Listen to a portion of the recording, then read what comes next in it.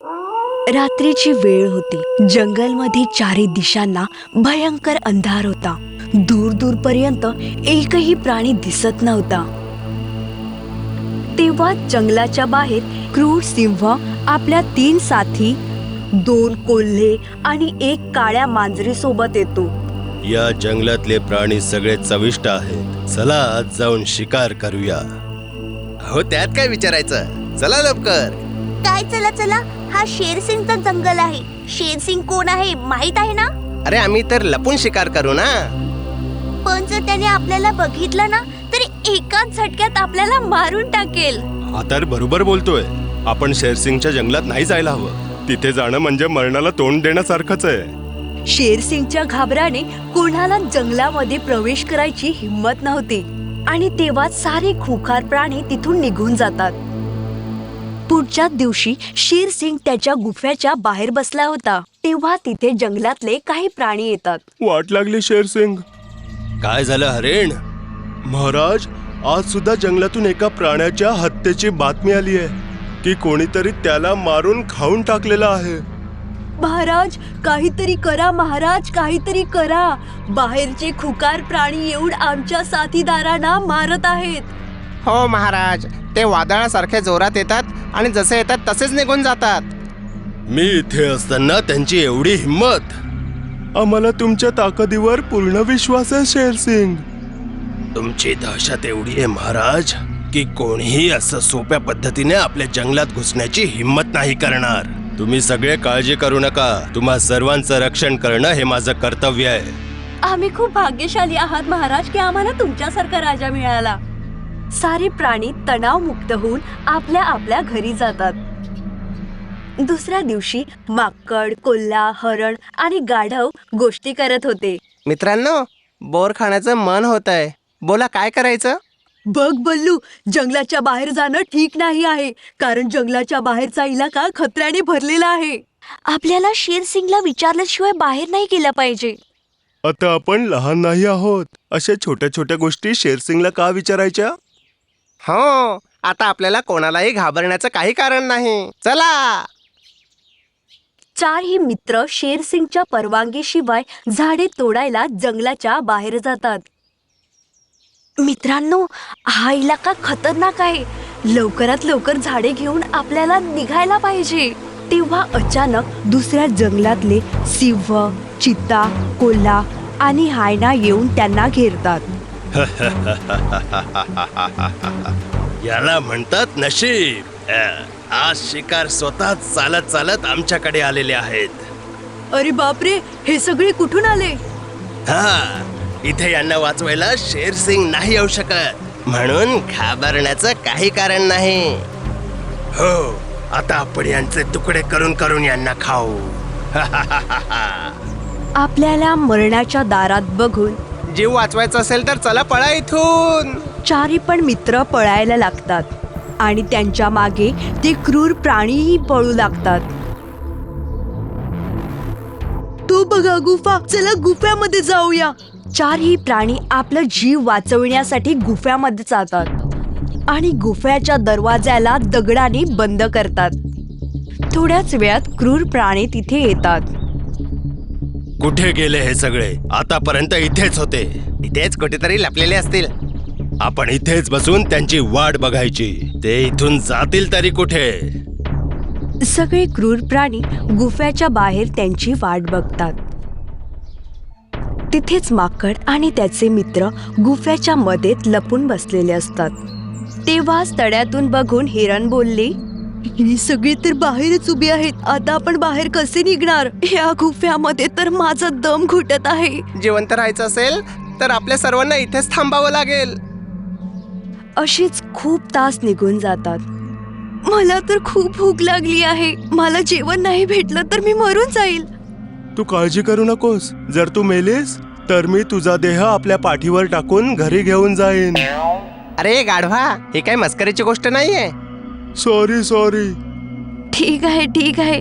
आता तुझ्या डोक्याचा वापर करून आम्हाला इथून वाचून जायचा रस्ता दाखव. माझ्यात अक्कल कमी आहे ना, म्हणून तर सगळी माणसं मला गाढव असं म्हणतात. पण तुला तर हुशार कोल्हीण म्हणतात. म्हणून तर डोक्याचा वापर तर तुलाच करावा लागेल. गुफ्याच्या मधले प्राणी भुकेने तडफडत होते.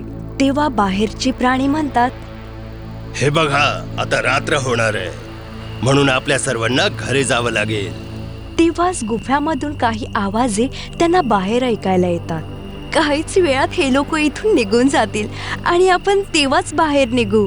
कोल्हेचा आवाज ऐकून सिंह बोलला, अच्छा, तर शिकार गुहेच्या आत आहेत. मित्रांनो, आता आपण कुठेही नाही जायचं. हो, आपण इथेच बसून त्यांची वाट बघूया. चारही क्रूर प्राणी गुफ्याच्या बाहेर त्यांची वाट बघत होते. आणि बघता बघता दुसऱ्या दिवसाची सकाळ होते.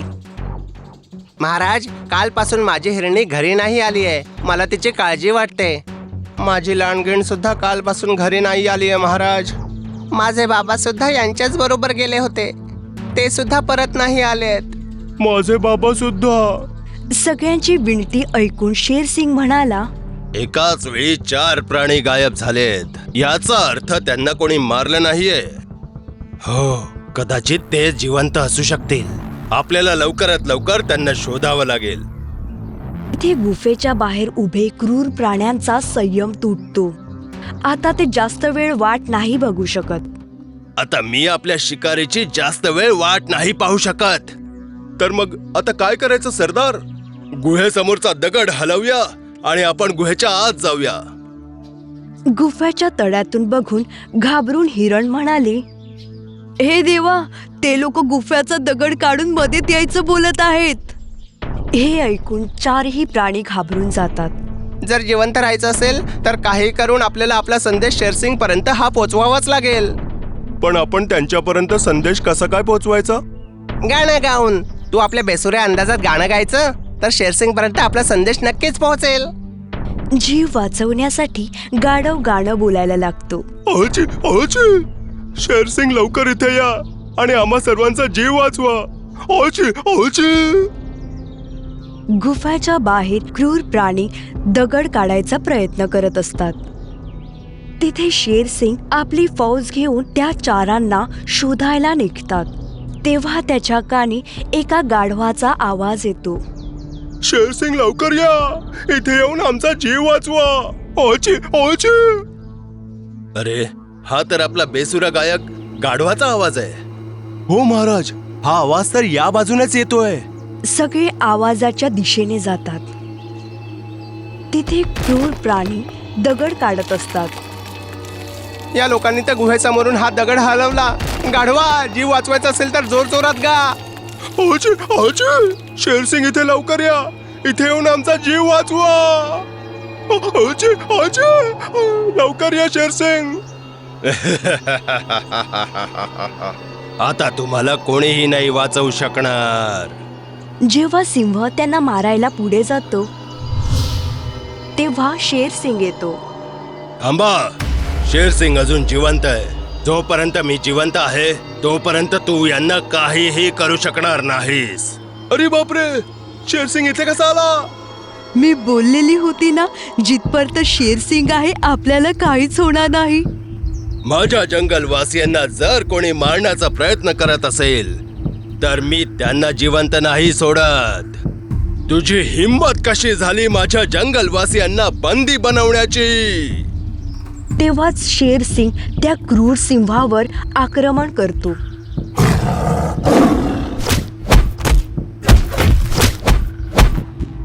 आणि काहीच वेळात त्याला जिवंत मारून टाकतो. अरे, पळा इकडनं. शिकार तर नंतरही मिळेल, पण जीव गेला तर काय करायचं? पळा, पळा. शेरसिंगला घाबरून ते लोक पळून जातात. आम्हाला माफ करा महाराज, आम्ही तुम्हाला न सांगता इथे बोर खाण्यासाठी आलो होतो. काही हरकत नाही, परंतु यापुढे एक गोष्ट लक्षात ठेवा की मला न विचारता या जंगलाच्या बाहेर कोणीही नाही पडायचं. जी महाराज. नंतर शेरसिंग सगळ्या प्राण्यांना घेऊन आपल्या ठिकाणी जातात. तेव्हा अचानक समोरून काही प्राणी ओरडत शेरसिंग जवळ येतात. वाचवा, वाचवा. वाचवा, वाचवा. वाचवा. वाचवा वाचवाचा प्राण्याचा आवाज ऐकून शेरसिंग तिथे येतो. काय झालं? तुम्ही सगळेजण असे का ओरडताय? महाराज, आम्हाला वाचवा. त्या क्रूर प्राण्यांनी आमच्या जंगलातल्या बऱ्याचशा प्राण्यांना मारून टाकलेलं आहे. महाराज, तुम्ही जेव्हा त्या सिंहाशी लढत होतात तेव्हा त्या सिंहाचे साथीदार तुम्हाला घाबरण्याचं नाटक करून तिथून पळून गेले होते. पण खरं तर महाराज, तुम्ही जंगलामध्ये नव्हते. त्याचा फायदा घेऊन ते लोक इथे शिकार करायला आलेले. ते आले होते त्यांच्या मर्जीने, पण आता इथून परत जातील माझ्या मर्जीने. शेरसिंग आणि सगळे प्राणी त्या क्रूर प्राण्यांकडे जातात. जर कोणीही पळून जाण्याचा प्रयत्न केला तर सर्वात आधी मी त्यालाच मारीन. आपल्या मृत्यूला समोर बघून तिघेही घाबरून जातात. आपल्या बरोबर फौज घेऊन येऊन तू आम्हाला धमकी देतोयस? हिम्मत असेल तर एकटा माझ्याशी लढून दाखव. मंजूर आहे, मी एकटाच तुमच्याशी लढीन, पण तुम्ही तिघं मिळून माझ्याशी लढायचं. शेरसिंगचं म्हणणं ऐकून तिघेही खुश होतात. मित्रांनो, आपण तिघं मिळून या शेरसिंगला मारू शकतो. मग आता वाट कोणाची पाहताय? चला हमला करा. तिघेही मिळून शेरसिंग सोबत लढाई करतात. तिघे पण शेरसिंगवर भयंकर आक्रमण करतात.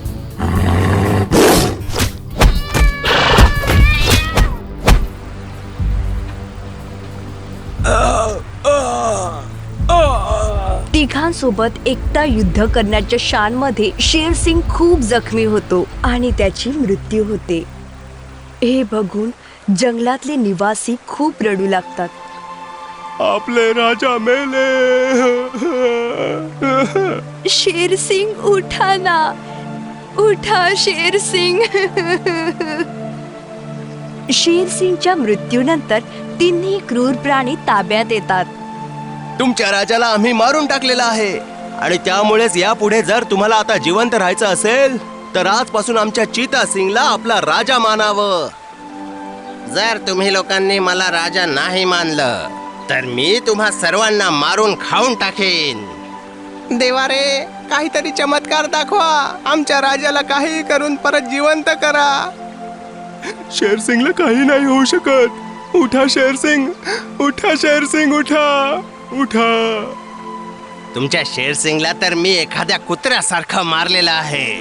बघ कसा मेलाय तुझा हा शेरसिंग.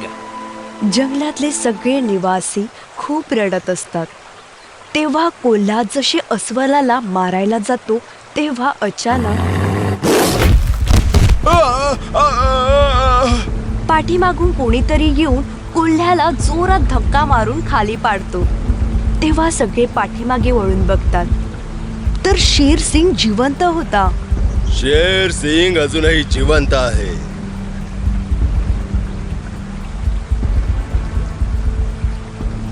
शेरसिंगला जिवंत पाहून तिन्ही क्रूर प्राणी दंग राहतात.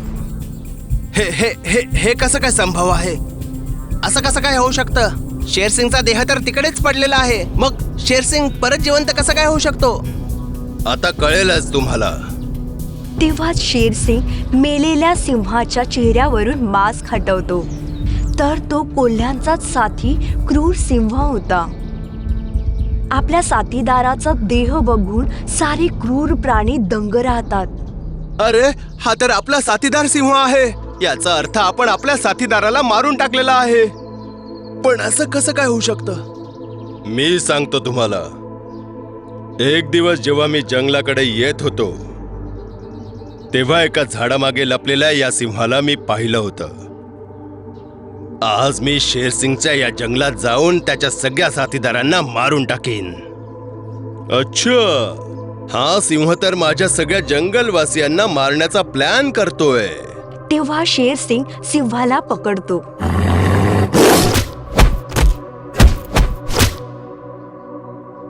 त्याला जखमी करून त्याला आपल्या चेहऱ्यासारखा एक मास्क त्याच्या चेहऱ्याला लावतात आणि त्याला आपल्या जंगलामध्ये कैद करतो. या प्रकारे मी तुमच्या जंगलातल्या एका सिंहाला याआधीच बंदी बनवलं होतं. हे ऐकून सारे क्रूर प्राणी दंग होतात. तू आमच्या बरोबर एवढा मोठा खेळ खेळला शेरसिंग. आता आम्ही तुला नाही सोडणार. तेव्हा शेर सिंग त्या प्राण्यांना एक एक करून क्रूरपणे मारून टाकतो. शेर सिंग खूप ताकदवर होता. तो साऱ्या प्राण्यांना मारून टाकतो. हे बघून जंगलाचे निवासी खूप खुश होतात. शेरसिंग, आम्हाला तुझ्यावर गर्व आहे. शेरसिंग जिवंत आहे या गोष्टीचा आम्हा सर्वांना गर्व आहे. शेर सिंग जिंदाबाद, शेर सिंग जिंदाबाद, शेर सिंग शेर सिंग जिंदाबाद. जिंदाबाद.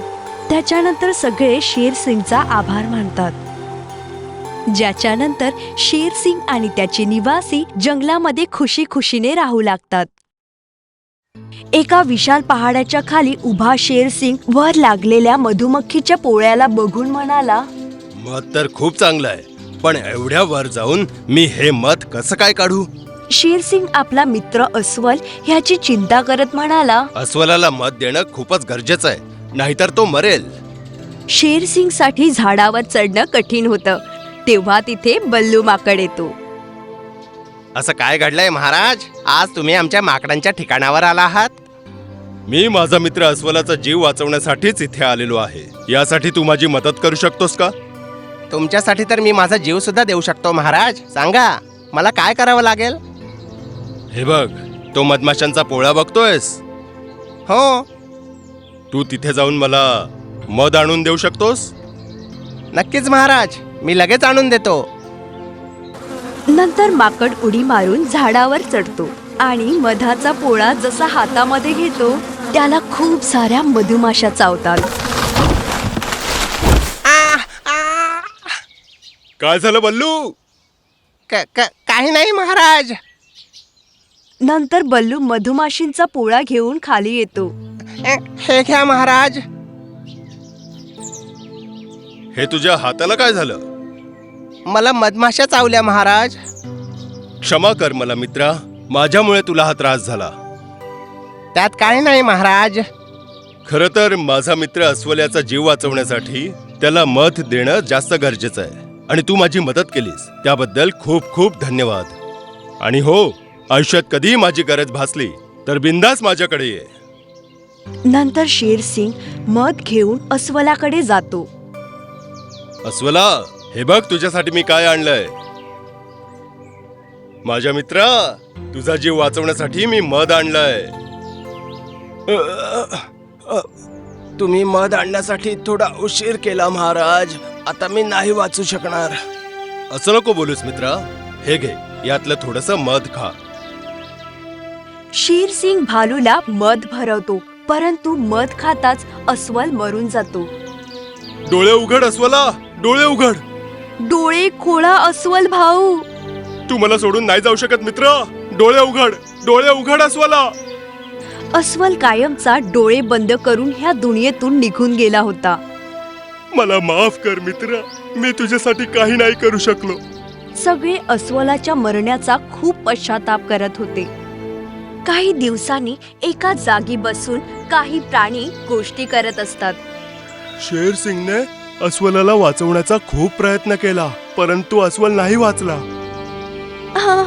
शेर सिंग किती चांगले होते. ते नेहमीच आपली रक्षा करायचे. आता आपण पण त्यांच्यासाठी काहीतरी करू. शेर सिंग साठी आपण काय करू शकतो? शेर सिंग अविवाहित आहेत. आपल्याला त्यांच्यासाठी जीवनसाथी शोधावा लागेल. ही तर खूपच चांगली गोष्ट आहे, पण शेरसिंग तयार होतील? यासाठी चला आपण शेरसिंगशीच बोलूया. शेर सिंग खूप काळापासून आपल्या गुफ्यात एकटाच राहतो. काहीच वेळात सगळे प्राणी शेर सिंग जवळ येतात. महाराजांचा विजय असो. या मित्रांनो, बोला, मी तुमची काय मदत करू शकतो? शेरसिंग, आम्हाला तुमची काळजी वाटते. माझी काळजी? हो महाराज, खरं तर आम्ही तुमच्या लग्नाला घेऊन चिंतित आहोत. हा महाराज, आता तुम्ही लग्न केलं पाहिजे. अरे लग्न? नाही नाही नाही नाही. तेव्हा तिथे तोच माकड येतो ज्याने शेर सिंगला मधुमाशीचं मध दिलेलं. नमस्कार महाराज. अरे बल्लू, तू ये ये ये. मित्रांनो, हा माझा खास मित्र आहे. याने माझी खूप मदत केली आहे. खास मित्र? याचा अर्थ हा आपला खास पाहुणा आहे. हो. सांग बल्लू, इथे कसं येणं केलंस? काय सांगू महाराज, माझ्या भागातून मला बाहेर काढण्यात आलंय. का? माझ्या भागात एका कुत्र्याने एका कोंबडीचं पिल्लू खाल्लं आणि याचा विरोध मी केला तर मलाच तिथून बाहेर काढलं. आजकाल चांगल्या गोष्टी चालतच नाही बल्लू, पण तू काळजी करू नकोस, मी तुला इथे जागा देतो. नंतर शेरसिंग आपल्या गुफ्याजवळ बल्लू माकडाला छोटेसे घर देतो. तुम्हाला खूप खूप धन्यवाद. यात धन्यवाद म्हणण्यासारखं काहीच नाहीये. तू मला मदत केलीस, मी तुला मदत करतोय.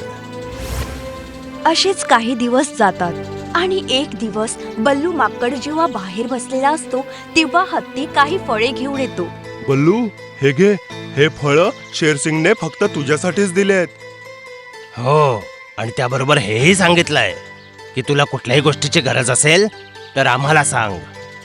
शेरसिंगच्या सांगण्यावरून हत्ती आणि वाघ दोघेही मला केळी देण्यासाठी इथे आले. म्हणजे शेरसिंगची खूपच इज्जत आहे. जर या जंगलात मला सुद्धा अशीच इज्जत मिळाली तर मजा येईल. शेरसिंगच्या बोलण्यावर आता सगळे प्राणी बल्लू माकडाची सेवा करायला लागले. एकदा संध्याकाळी बल्लू माकड जंगलाच्या बाहेर एका झाडावर दुसऱ्या माकडासोबत बोलत होता.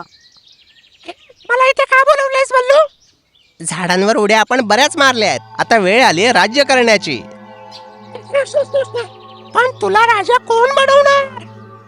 शेरसिंगचा मृत्यू मला राजा बनवू शकतं. आणि शेरसिंगला कोण मारणार? तू आणि मी. आपण दोघं मिळून शेरसिंगला मारून टाकूया आणि मग या जंगलावरती राज्य करूया. राज्य.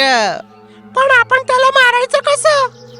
आपण त्याच्या जेवणात विष मिसळूया आणि विषाची व्यवस्था मी केलेली आहे. ठीक आहे.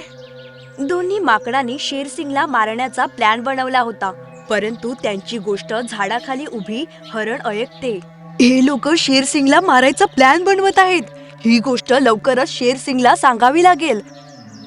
हिरण पळत पळत शेरसिंग जवळ येते. महाराज, तुमच्या जीवाला खतरा आहे. खतरा? कोणापासून? तुमचा मित्र बल्लू माकडाशी. हे तू काय बोलतेस हिरणे? माझा विश्वास ठेवा, मी खरं बोलते. बल्लू त्याच्या साथी सोबत मिळून तुम्हाला मारण्याचा प्रयत्न करत आहे. पण बल्लू तर माझा खास मित्र आहे, तो असा कसा करू शकतो? शेरसिंग, बल्लू धोकेबाज आहे. तुझी फालतूची बडबड बंद कर, नाहीतर इथेच तुला मारून मी खाऊन टाकेन. माझा विश्वास करा महाराज, त्यांना प्लॅन बनवताना मी माझ्या डोळ्याने पाहिले आहे. हे बघ हिरणी, या जंगलातले बरेचसे प्राणी माझ्या आणि बल्लूच्या मैत्रीवर जळतात, हे मला माहिती आहे, आणि म्हणून मी तुझ्या बोलण्यावरती विश्वास नाही ठेवणार. चला आता जा इथून. शेरसिंग हरणीला अपमानित करून तिथून पळवतो. त्या क्षणी बल्लू माकड तिथे येतो. खाल्लं का तुम्ही शेरसिंग? हो, पण आता या वेळेला तू कुठून येतोयस? काही नाही, बस इथेच फिरायला गेलेलो. ठीक आहे, आता तू जाऊन आराम कर, रात्रही खूप झालीये. दुसऱ्या दिवशी सकाळी आज तर सकाळी सकाळीच मला खूप भूक लागलीये. चला काहीतरी खाऊन येतो. जंगलात शेरसिंग शिकारची खोज करत असतात, परंतु त्यांना एकही शिकार भेटत नाही. आज एकही शिकार मिळत नाहीये. असं वाटतं आज मला भुकेलच राहावं लागणार आहे. शेरसिंग शिकाराच्या खोजात अजून पुढे जातो. तेव्हा तेच हरिण शेरसिंगच्या जवळ येते. हिरणी तू? हा महाराज, माझा विश्वास ठेवा, तो माकड फळामध्ये विष मिळवून तुम्हाला मारायला बघतो. हे बघ हिरणी, भुकेमुळे आधीच माझं डोकं खूप गरम झालंय. यामुळे इकडनं निघून जा, नाहीतर मी तुलाच मारून खाऊन टाकेन. माझा विश्वास ठेवा महाराज, तो माकड तुम्हाला मारायला बघतोय.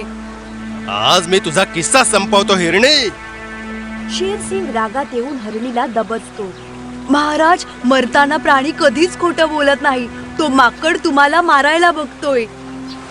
मरत असलेल्या हरणीच्या शेवटच्या बोलण्यावर शेरसिंग विचार करायला बाध्य होतो. मरताना कोणीही कधी खोटं नाही बोलत. कदाचित हिरणी खरं तर बोलत नाहीये ना? हे विचार करून शेरसिंग हरणीला सोडून देतो आणि आपल्या घरी परत येतो. बघूया तरी यावेळी बल्लू आहे तरी कुठे. शेरसिंग बल्लूच्या घरी जातो, तेव्हा बल्लू तिथे नसतो. खरंच बल्लूला मला मारायचं आहे का? पण तो असं का करेल? त्याला माझ्याशी काय दुश्मनी आहे? तेव्हाच बल्लू एक फळ घेऊन शेरसिंग जवळ येतो. अरे बल्लू, कुठे गेला होतास? मी तुमच्यासाठी हे फळ आणायला गेलेलो. ओ, तर या माकडाला खरंच मला मारायचं आहे का? नक्कीच या फळात त्याने विष टाकलं असेल. महाराज, हे आपल्या भागातलं सर्वात आवडतं फळ आहे. हे घ्या, खा. चालाक शेरसिंग चतुराईने बोलतो. बल्लू, हे फळ मी नक्कीच खाईन, पण आधी तुला हे फळ खावं लागेल. अहो महाराज, मी तर खाऊन आलेलो आहे. हे मी तुमच्यासाठीच आणलेलं आहे. घ्या, खा. नाही नाही, हे फळ तुलाही खावं लागणार, नाहीतर मीही नाही खाणार. ठीक आहे महाराज, तुमची जर हीच इच्छा असेल तर मला चालेल. एवढे बोलून बल्लू पहिला फळ खातो, परंतु फळामध्ये विष नसल्यामुळे बल्लूला काहीच होत नाही. मी तर उगाचच बल्लूवर शंका घेत होतो. नंतर शेरसिंग फळ खातो. शेरसिंगला फळ खाताना बघून बल्लू विचार करतो. तुझा विश्वास संपादन करण्यासाठीच या फळाला मी विष लावलं नव्हतं. पुढच्या वेळेला मी तुला विष असलेलं फळ देईन. अशीच काही दिवस निघून जातात आणि एक दिवस परत बल्लू शेरसिंगसाठी परत फळ घेऊन येतो, परंतु फळामध्ये विष असते. महाराज, आज मी तुमच्यासाठी हे फळ आणलेलं आहे. एवढे बोलून बल्लू शेरसिंगला फळ देतो. शेरसिंग खूप विश्वासात ते फळ खायला घेतात. तेव्हा ती हरिण येते. थांबा महाराज, हे फळ मला खाऊ द्या. नाही, हे महाराजांसाठीच आहे, तुझ्यासाठी नाही. नाही महाराज, मला खूप भूक लागली आहे, हे फळ मला द्या. तुला सांगितलं ना, हे फळ महाराजांसाठी आहे. चल, जा इथून तू. हरणीला ओरडत असलेल्या बल्लूचं आचरण बघून शेरसिंगला शंका येते. कदाचित असं तर नाही की या माकडाने या फळाला विष लावलेलं आहे आणि ही हिरणी मला वाचवण्याचा प्रयत्न करते. असा विचार करून शेरसिंग म्हणाला, असं वाटतंय माझ्यापेक्षा या फळाची जास्त गरज या हरणीला आहे. हे घे हरणी. शेरसिंग हरणाला फळ देते. फळ खाताच हरणीवर विषाचा प्रभाव होतो.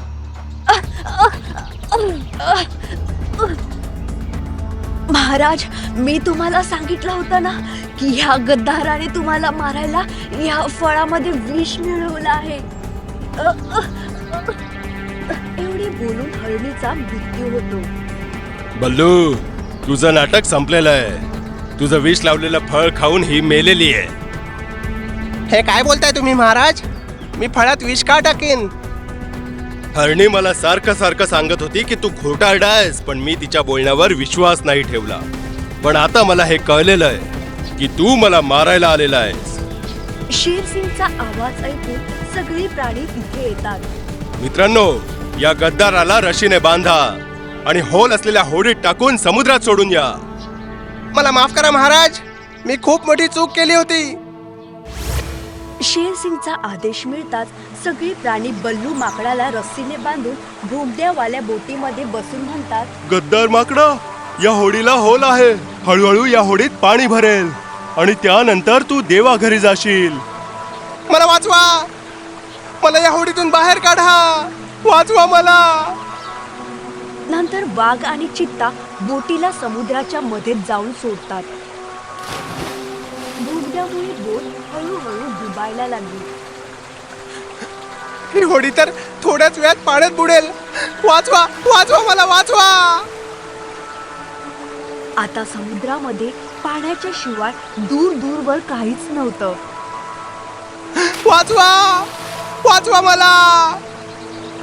गद्दार बल्लू जोर जोरात ओरडत होता, परंतु त्याचे आवाज ऐकायला कोणीच नव्हतं. हळूहळू बोट पाण्यामध्ये बुडायला लागली.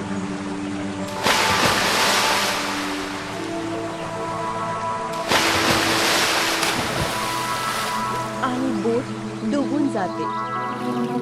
अशा प्रकारे शेरसिंगने न पाप करता बल्लूला मारून सजा दिली. शेरसिंगच्या ह्याच शैलीमुळे जंगलातले सारे प्राणी फिदा होऊन म्हणतात, We love you, Sher Singh. We love you, Sher Singh. तुम्हाला जर आमचा हा व्हिडिओ आवडला असेल तर प्लीज आमच्या चॅनलला सबस्क्राईब करा आणि हो, व्हिडिओला लाईक आणि शेअर करायलाही विसरू नका. धन्यवाद.